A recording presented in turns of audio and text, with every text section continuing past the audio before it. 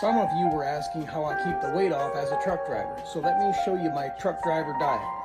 All day long, I drink a gallon of water with cucumber, lemon, and mint. I've done videos on that before, but this is what I drink. I don't drink no sweets, no sugary stuff, no pop. And now let me show you this.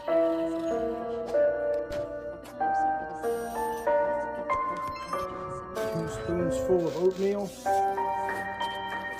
2 spoons full of chia seeds. And 2 spoons of flaxseed.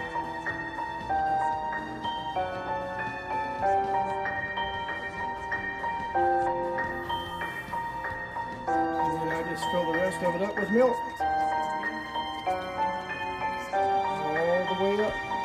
About like that.